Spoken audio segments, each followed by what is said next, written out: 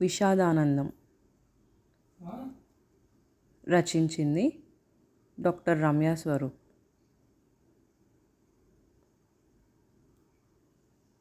ఆనందం పాట రాగం, విషాదం పాట పల్లవి.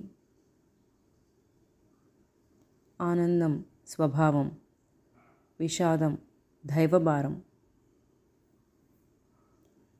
ఆనందం మేఘదర్శనం, విషాదం పాతాళ వేదన.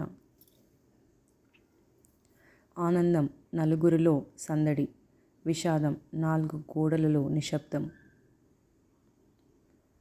ఆనందం రంగుల హరివిల్లు, విషాదం అర్థం లేని ఓ చిత్రం.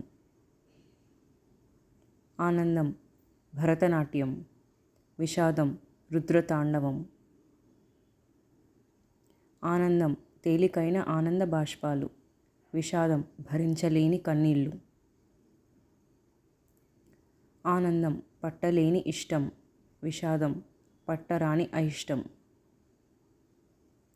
రాగతాళ పల్లవిల కలయికే మధురమైన గానం, స్వయం కృషి భక్తిల కలయికే విజయం. భూమి నింగిల కలయికే ప్రపంచం,